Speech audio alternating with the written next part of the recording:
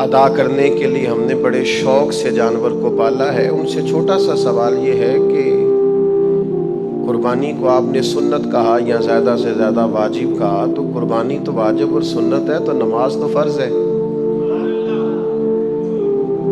تو جتنے لوگ قربانی کا جانور پال رہے ہیں یا بیچ رہے ہیں یا اس سنت کی ادائیگی میں لوگوں کی معاونت کر رہے ہیں، وہ بھی اس پر غور کریں۔ اور جو آدمی سمجھتا ہے کہ میں مالدار ہوں اور میرا حق بنتا ہے کہ میں ایک سے زیادہ قربانیاں دوں اور میں بڑا جانور لوں اور فربا اور خوبصورت جانور خرید کر کے لاؤں اور اللہ تعالیٰ کے حضور میں پیش کروں، تو اس سے بھی سوال یہ ہے کہ آپ جس ذوق، جس شوق، جس محبت سے یہ کام کر رہے ہیں، یہ قابل ستائش بھی ہے، قابل تعریف بھی ہے اور بڑا عمدہ ہے، پر یہ بھی تو سوچئے کہ آپ پکے نمازی بھی ہیں کہ نہیں۔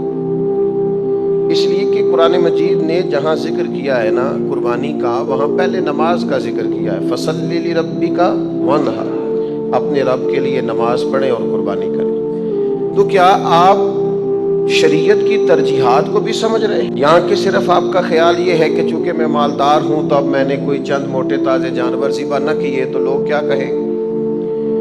تو اس سے جب تک ہم نہیں نکلتے کہ ہمیں سوسائٹی میں اپنا قد اونچا کرنا ہے اور ہمیں معاشرے میں اپنے وجود کو ثابت کرنا ہے اور ہمیں اپنی بقا کی جنگ لڑنی ہے، تو وہ جو خاص اللہ تعالیٰ کی رضا ہے وہ نہیں ہم حاصل کر پائیں گے۔ پھر اسی طرح کا معاملہ حج بیت اللہ کا ہے۔ اپنے گناہوں کی معافی کے لیے انسان حج کی حاضری کے لیے جاتا ہے، اور نبی کریم علیہ السلام نے ایک نئی زندگی کی خوشخبری دی ہے۔ حضور فرماتے ہیں جو حج کر آیا وہ اس طرح ہے جیسے آج ہی ماں کے پیٹ سے پیدا ہوا، اس کے ذمہ کوئی گناہ باقی نہیں رہا۔ تو اب آپ ایک بات کو سمجھیے گا کہ یہ بندہ جا رہا تھا اللہ کے حضور گناہوں کی معافی کے لیے۔ پھر سمجھیں آپ ایک بات کو، آپ ایک جگہ جاتے ہیں کہ میں معافی مانگنے جا رہا ہوں، فلاں آدمی کے ساتھ میں صلح کرنے جا رہا ہوں، مثال دے رہا ہوں، مجھے احساس ہے اس بات کا کہ اس کی کوئی غلطی نہیں، ساری غلطیاں میری ہیں، عام انسانوں میں بات، اور میں آج مجھے احساس ہو گیا ہے کہ میرا بڑا بھائی یا میرا والد یا میرا چچا یا میرا کوئی بزرگ مجھ سے اس کے حقوق ادا کرنے میں کوتاہی ہو گئی، غلطی ہو گئی، سستی ہو گئی، اور فلاں جگہ مجھ سے زیادتی بھی ہو گئی ان کے معاملے میں۔ اب مجھے احساس ہوا ہے اور اب میں جا رہا ہوں اس شخص سے معافی مانگنے، اور میں رو بھی رہا ہوں، میں تڑپ بھی رہا ہوں، میرے اندر احساس بھی ہے، اور میں سوچتا ہوں یار اتنے عظیم رشتے کے ساتھ میں نے یہ کیا۔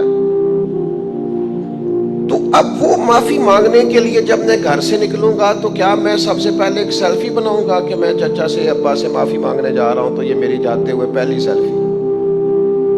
پھر اس کے بعد رستے میں بھی میں 2-3 شارٹس بنا کر کے فیس بک پہ ڈالوں گا کہ میں جا رہا ہوں معافی مانگنے فلاں آدمی کے ساتھ۔ تو لہٰذا یہ میرے 2-3 شارٹس ہیں اس لیے کہ میں آج ان سے معافی، اور جب میں معافی مانگ رہا ہوں تو میرا خیال ہے کہ وہ چاچا بڑا خوش ہو رہا ہوگا، 2 آدمی میری ویڈیو بنا رہے ہوں گے کہ جناب میں معافی مانگ رہا ہوں، اور ابا بڑے راضی ہو رہے ہوں گے اور بڑے خوشی کا اظہار کر رہے ہوں گے کہ نہیں بیٹا یہ ٹھیک ہے، یہ معافی ایسے ہی مانگنی چاہیے تھی، جو حق ہے ایسے معافی ہوتی ہے۔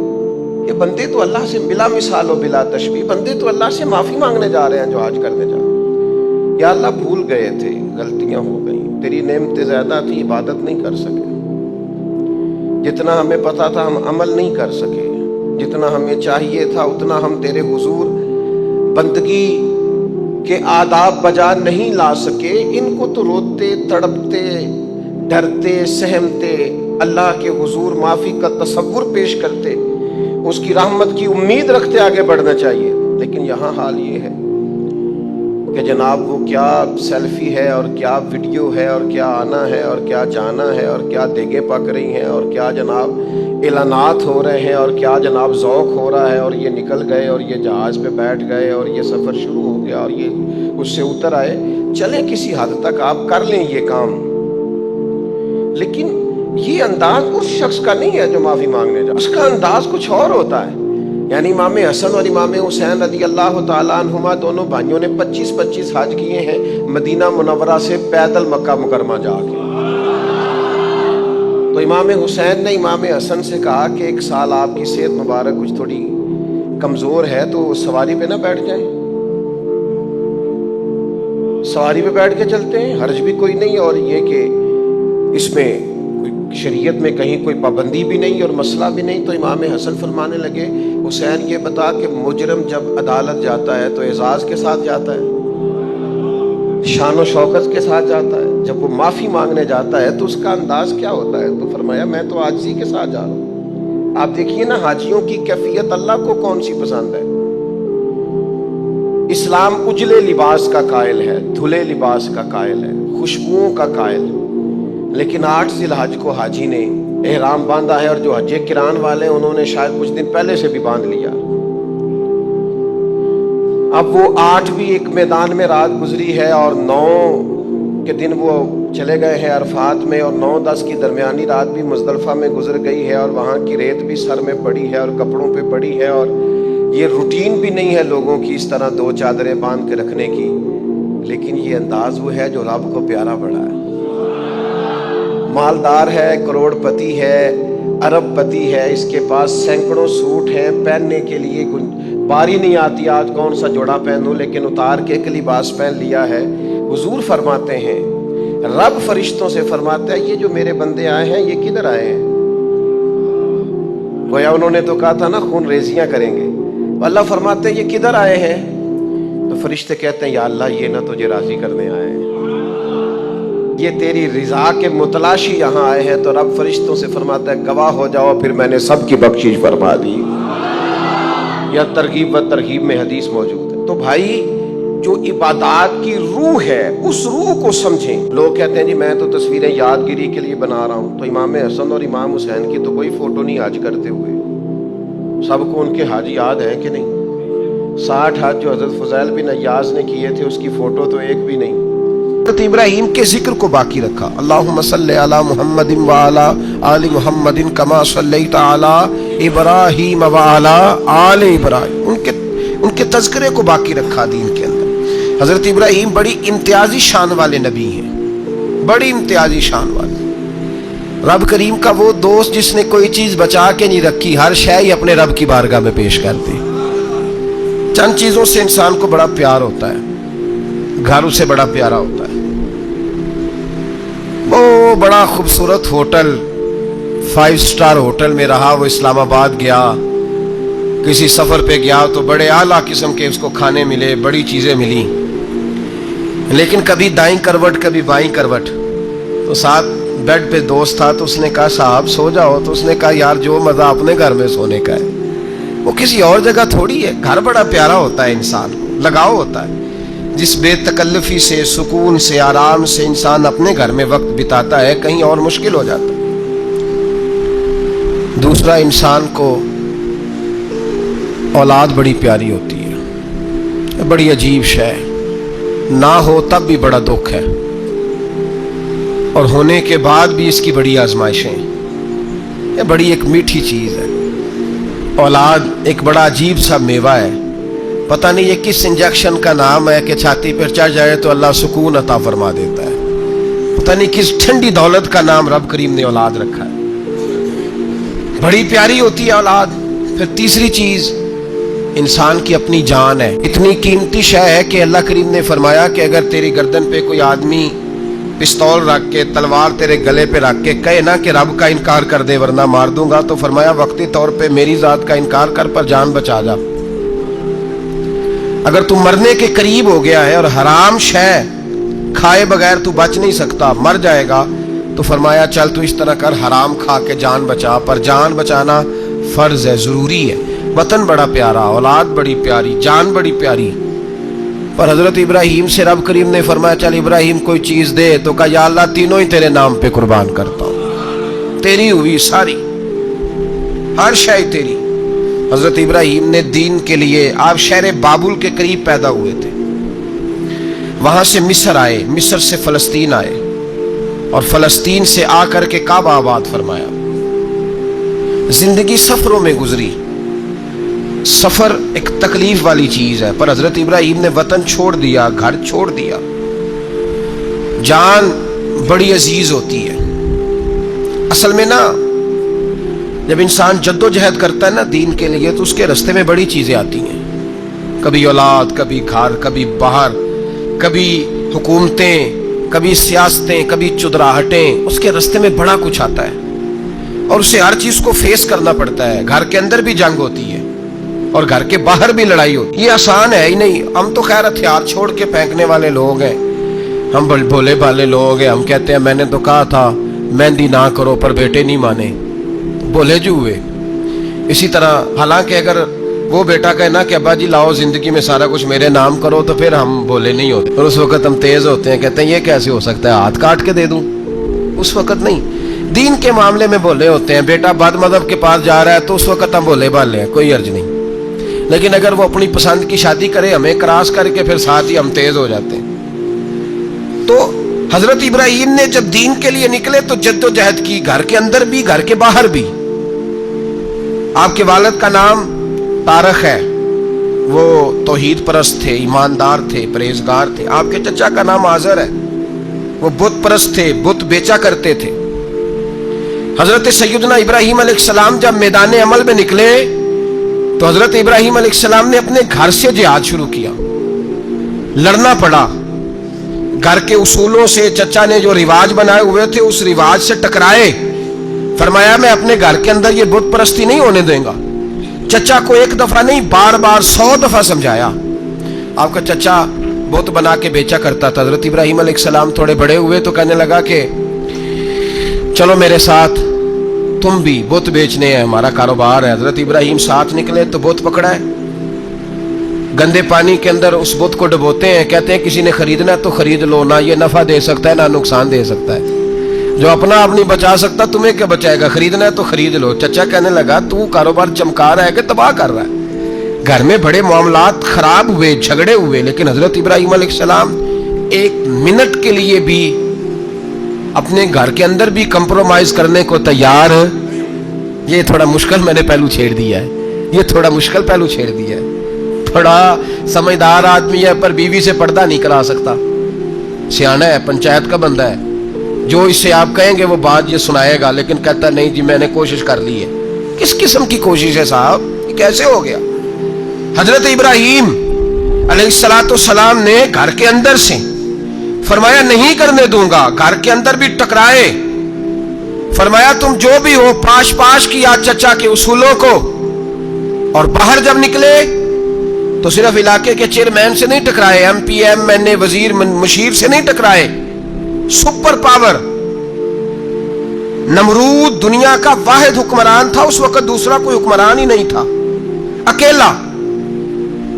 اکیلے حکمران سے جا کر ٹکرائے۔ کوئی ساتھ فوج نہیں تھی، کوئی ساتھ ان کے طاقت بظاہر دنیا داری کی کوئی نہیں تھی، پر حضرت ابراہیم جا کے ٹکرائے۔ اور میرے رسول پاک صلی اللہ علیہ وسلم نے سند بیان کی، فرمایا افضل الجہاد کلمۃ الحق عند سلطان الجابر۔ فرمایا سب سے افضل جہاد یہ ہے کہ تو ظالم بادشاہ کے سامنے کھڑے ہو کے حق بات بیان کر دے، یہ سب سے بڑا جہاد ہے، یہ سب سے افضل الجہاد ہے کلمۃ الحق عند سلطان الجابر، سب سے بڑا جہاد۔ حضرت ابراہیم کھڑے ہو گئے، سپر پاور سے ٹکرائے۔ یہاں ہم لوگ حکمتوں کا شکار ہیں، دیکھیں گے، کریں گے، سوچیں گے، اور مولوی صاحب کو ویسے کہتے ہیں آپ پرہیز کریں سیاسی باتوں سے۔ بھئی اللہ کے ہر نبی نے جا کے وقت کے ظالم حکمران کو لتاڑا ہے، للکارا ہے، یہ تو مشن انبیاء ہے۔ حضرت سیدنا ابراہیم علیہ السلام نے جو اس کو جا کے کہا کہ تو جھوٹ بولتا ہے، تو جھوٹا ہے، تو خدائی کا دعویٰ کرتا ہے، تو بہت بڑا ظالم ہے، اور قرآن مجید نے اس ساری بات کو بیان فرمایا۔ حضرت ابراہیم علیہ السلام سے کہنے لگا میں رب ہوں، تو آپ نے فرمایا میرا رب تو وہ ہے جو زندہ کرتا اور مارتا ہے، تو پھر آپ حق بات بیان کریں گے تو اللہ مارے گا کہ بندہ مارے گا؟ کچھ بھی نہیں ہوتا، کیونکہ زندگی موت کس کے ہاتھ میں ہے؟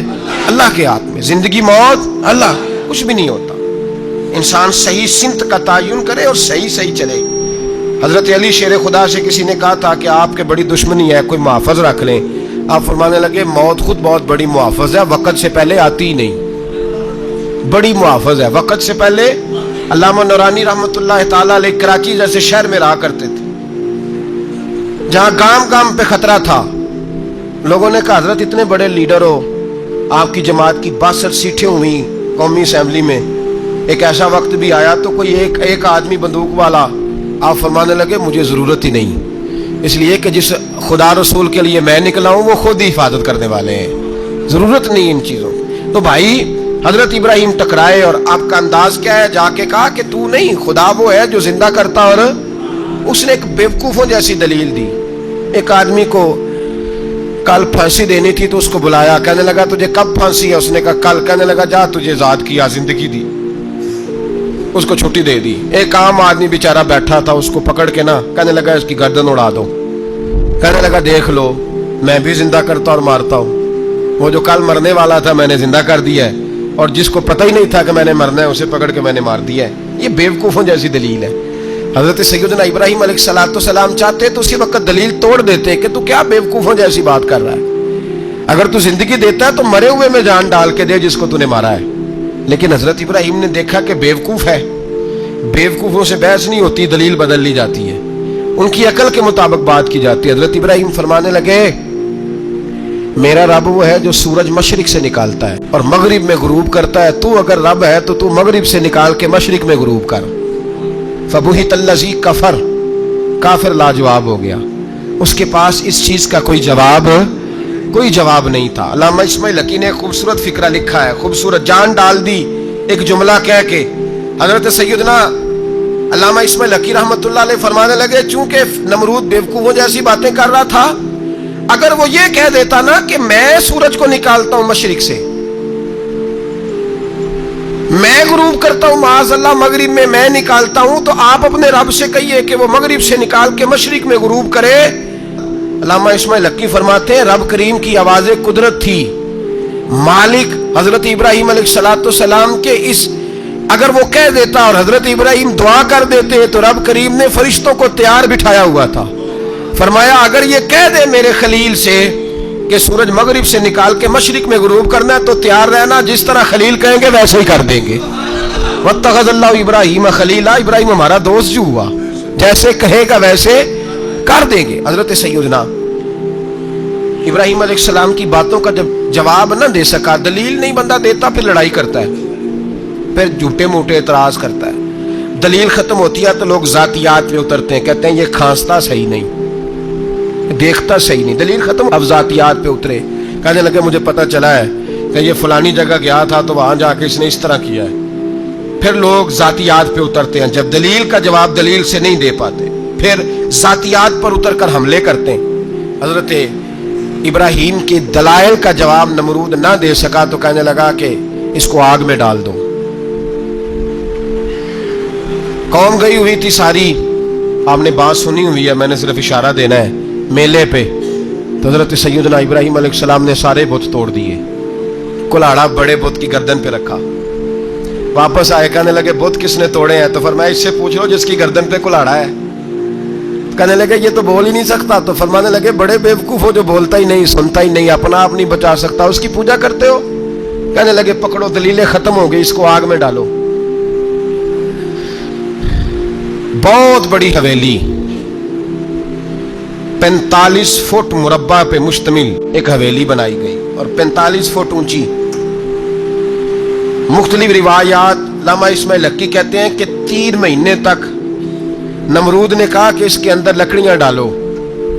لوگ پوچھنے لگے کتنی دنیا جلانی ہے؟ کہنے لگا بندہ تو ایک جلانا ہے پر بندہ بڑا تگڑا ہے، ایک بندہ۔ 3 مہینے لکڑیاں ڈالی گئیں، اور لوگوں کی جو تہمات ہوتی ہیں نا وہ بڑی عجیب ہوتی ہیں۔ تہمات میں نے بڑی تفصیل سے رمضان المبارک میں گفتگو کی تھی، بدشگونی تہمات لوگ لیتے ہیں، اس وقت بھی لوگ تہمات کا شکار ہو گئے، عقیدہ بگڑ جاتا ہے تو وہ عجیب و غریب باتیں کرنے لگتا ہے، تہمات کا شکار ہو گئے۔ بیویاں نظر مانتی، میں بیمار ہوں اگر صحیح ہو گئی تو اتنے من لکڑی دوں گی حضرت ابراہیم کی آگ جلانے کے لیے۔ ایک عورت لے کے جا رہی ہے لکڑیاں، تو ایک نیک دل آدمی نے اس سے پوچھا کہاں جا رہی ہو؟ کہنے لگی میں نے منت مانی تھی تو حضرت ابراہیم علیہ السلام کو معاذ اللہ جلانے کے لیے لکڑیاں لے کے جا رہی ہوں۔ تو وہ رب کریم کے بندے کہنے لگے تو ڈھونڈتی رہے گی، تجھے وہ جگہ ملے گی نہیں۔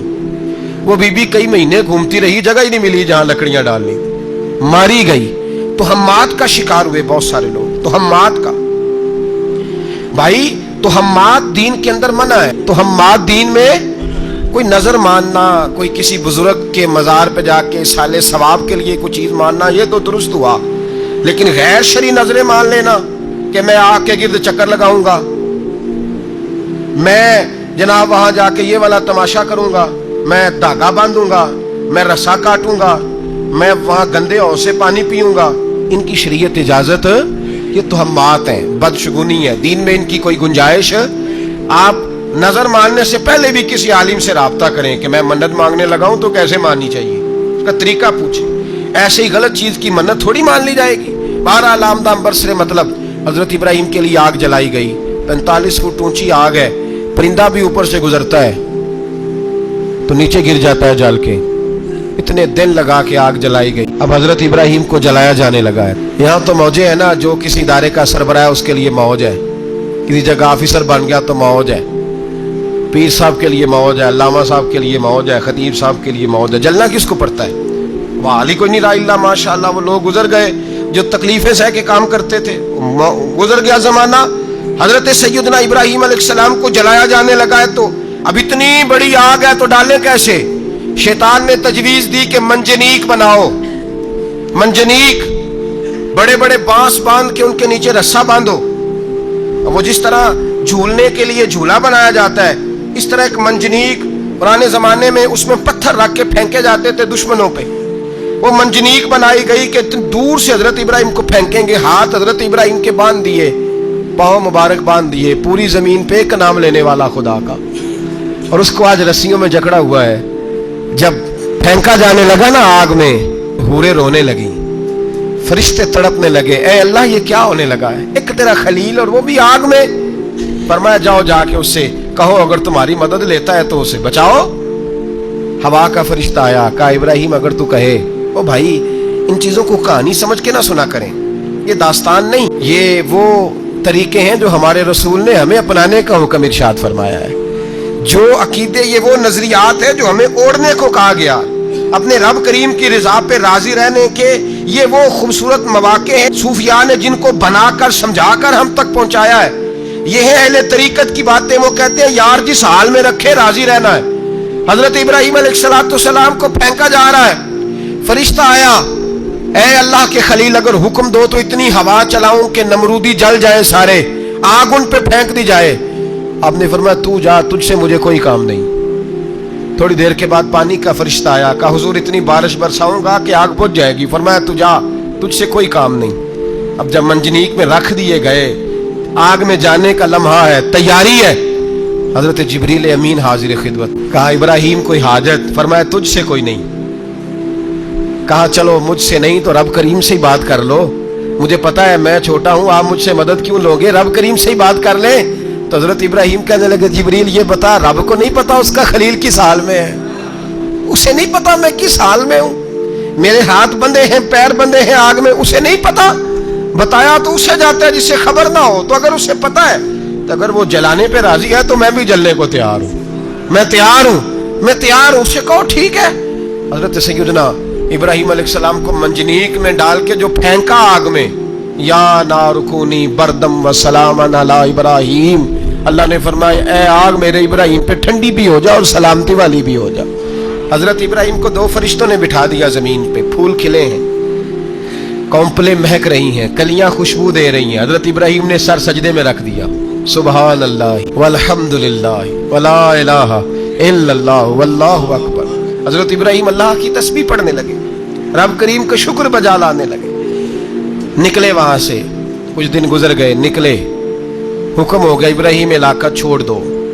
حضرت ابراہیم علیہ السلام وہاں سے نکل کے مصر آئے، چچا کے پاس ٹھہرے، انہوں نے اپنی بیٹی جناب سارہ کا نکاح کر دیا۔ کچھ آگے بڑھے تو ایک ظالم بادشاہ سے ٹکرائے، اس نے ایک شہزادی، ایک بادشاہ کی بیٹی قید کی ہوئی تھی، جناب ہاجرہ نام تھا، ان کو قید سے چھڑا کے ساتھ لائے، حضرت لوط علیہ السلام بھی ساتھ، یہ 4 لوگوں کا قافلہ چلا، فلسطین میں جا کے پڑاؤ ڈالا، گھر بار چھوڑا، تبلیغ شروع ہوئی۔ حضرت ابراہیم کے گھر میں 2 خواتین ہیں، ایک آپ کی بیوی ہیں، ایک حضرت ہاجرہ ہیں، اولاد کوئی نہیں، بڑا میوہ ہے میٹھا، گھر وہی آباد ہوتا ہے جس میں بچے روتے ہیں، گھر ہوتا ہی وہ ہے جس میں بچوں کی چنچناہٹ ہوتی ہے، بھن بناہٹ ہوتی ہے، حضرت ابراہیم نے ایک بچہ روتے ہوئے دیکھا تو آنکھوں میں آنسو آئے, کہنے لگے ربی حبلی من الصالحین, یا اللہ مجھے بھی نیک اولاد عطا کر دے. حضرت سارہ نے سن لیا, کہنے لگی ابراہیم شاید میرے بطن سے تو آپ کو نصیب نہیں, ہاجرہ سے نکاح کر لو. جناب ہاجرہ سے نکاح ہوا. اللہ تو بڑا بے نیاز ہے, رب کریم نے حضرت اسماعیل جیسا خوبصورت بیٹا عطا فرمایا.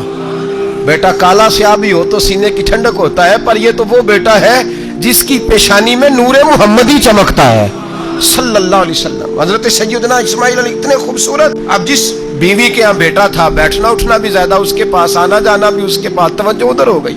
جناب سارا رشک کرنے لگی. ایک دن کہنے لگی اسے چھوڑ آ جنگل میں, وادی غیر ذی زرع, مکے کے پاس.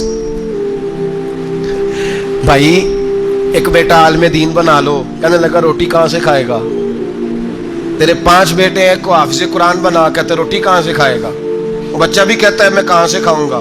حضرت ابراہیم علیہ السلام تو چند مہینے کا بچہ چھوڑ آئے, تو کہاں سے روٹی کھائی حضرت اسماعیل نے؟ کہاں سے کھائی ان کی اماں نے روٹی؟ بھوکے مر جاتے ہیں یہ سارے. میں بڑی ذمہ داری سے کہا کرتا ہوں کہ جتنی خوبصورت روٹی اللہ کریم دین کے خادموں کو عطا کرتا ہے شاید کسی اور کے نصیب ہوتی ہو, لیکن ہم لوگ توجہ ہی نہیں کر رہے, ہمارا ذوق ہی نہیں بن رہا, ہم یہ محنت ہی نہیں کر رہے کہ قوم کو مستند علماء کی ضرورت ہے, علاقوں کے علاقے خالی ہیں, ادھر ہمارا مزاج ہی نہیں بن رہا, توجہ ہی نہیں دین کی خاطر. اور پھر چلے بچے تو بعد کی بات ہے نا, جو ابھی خود جوان ہے وہ بھی یہ دعا. ایک صاحب مجھے کہنے لگے میں دعا مانگ رہا ہوں اللہ مجھے بیٹا دے تو میں اسے دین پہ لگاؤں گا. تو میں نے کہا آپ بھی بوڑھے نہیں ہوئے, آپ خود ہی لگ جائیں, بیٹا تو ابھی آئے گا تو لگے گا نا. تو آپ تو اس وقت ہے تو آپ تو پہلے لگے نا صاحب, 2 گھنٹے تو نکال کے آئے, دین سیکھنے کو کافی ہے. آپ اتنی لمبی سوچ رہے ہیں کہ بچہ آئے گا تو بڑا ہوگا تو وہ جائے گا تو دیکھی جائے گی, ابھی تو آپ ہیں تو آپ تو آؤ. حضرت ابراہیم نے بچہ وہاں چھوڑا. یہاں سے جو عمرہ کرنے لوگ جاتے ہیں نا, جو حج کرنے جاتے ہیں, ان کو پتا ہے کہ وہاں دنیا کی ہر نعمت ملتی ہے, پھر بھی ڈبل ٹرپل پیسے لوگ جیبوں میں ڈال کے جاتے ہیں. حضرت ابراہیم جب وہاں لے کے گئے تو کوئی انسان نہیں تھا, پانی کا قطرہ نہیں تھا, 2 کلو کھجوریں, ایک مشکیزہ, بیوی کو تھمایا. ہمارے گھر میں ہزاروں چیزیں پڑی ہیں, لیکن وہ جو توکل ہے نا وہ ختم ہو گیا ہے. اللہ دے گا, حلال حلال پہ قناعت کرے, جائز جائز پہ بھروسہ کرے, رب کریم عطا کرنے والا ہے, وہ مزاج ختم ہو گیا. حضرت سیدنا ابراہیم علیہ السلام 2 کلو کھجوریں, ایک مشکیزہ پانی کا دے کر کے, اور وہاں بٹھایا آپ نے اپنے بچے کو اور اپنی زوجہ جناب ہاجرہ کو, اور بٹھا کر کے یہ واپس پلٹنے لگے تو حضرت ہاجرہ سلام اللہ علیہ نے آواز دی, کہا ابراہیم کس کے سہارے پہ چھوڑ کے جا؟ جہاں آب زمزم کا کنواں ہے نا, جو لوگ گئے ہیں جنہوں نے صفا مروہ کی صحیح کی ہے, صفا مروہ سے باہر نکلے نا, سرکار کی ولادت کا مقام ہے, اس جگہ پہ آب زمزم کا کنواں تھا, وہاں حضرت سیدنا ہاجرہ کو بٹھایا. کوئی چیز نہیں, کوئی درخت نہیں, کوئی کھیت نہیں, کوئی پانی نہیں, کوئی کنواں نہیں, وہاں بٹھایا اور بٹھا کر کے نکلنے لگے تو جناب ہاجرہ فرمانے لگی ابراہیم کس کے سہارے پہ چھوڑ کے جا رہے ہو؟ کہنے لگے اللہ کے سہارے پہ. تو پاک باز بی بی نے ایک لفظ پوچھا, کہا ابراہیم یہ میرے رب کا حکم ہے, یہ میرے, بس جن کا عقیدہ توحید مضبوط ہو ان کے لیے ایک جملہ کافی ہوتا ہے, یہ میرے اللہ کا حکم ہے. تو جناب ابراہیم علیہ السلام فرمانے لگے ہاجرہ ہاں رب کا حکم ہے. جب یہ لفظ کہے تو چاہیے تھا نا حضرت ابراہیم تسلی دیتے, تو بی بی صاحبہ تسلی دینے لگی, عرض کرنے لگی ابراہیم اگر اللہ کا حکم ہے تو پھر آپ ہماری فکر نہ کرنا, اگر یہ رب کا حکم ہے تو پھر ہماری فکر نہ کرنا, جس رب نے ہمیں یہاں تک پہنچایا ہے وہ ہمیں کبھی بھی ضائع نہیں فرمائے گا, پھر فکر نہ کرنا. حضرت ابراہیم آ گئے, بات آپ نے سنی ہوئی ہے, اشارہ کرنا مقصود ہے. 13 سال میں چلے مان بھی لیا جائے بعض روایات کی روشنی میں کہ آتے جاتے بھی رہے, لیکن مکمل دیکھ بھال اپنے بچے کی پرورش میں پورا حضرت ابراہیم علیہ السلام کا کردار, سارا کردار ماں کا تھا. میں جب خواتین کے بارے میں کوئی بات کرتا ہوں تو میں آپ کو اکثر کہتا ہوں کہ یہ صرف بیوی کے لیے حکم نہیں ہوتا, یہ ٹریننگ بیٹی کو دینی ہے اور بہن کو دینی ہے, یہ تربیت کریں اپنے گھر میں. میں تجربے کی روشنی میں یہ بات عرض کیا کرتا ہوں کہ بھائی بچے باپ کے فرما بردار اس وقت ہوتے ہیں جب اماں انہیں باپ کا فرما بردار کرتی ہے, اور بچے باپ کے نافرمان بھی تب ہوتے ہیں جب اماں انہیں باپ کا.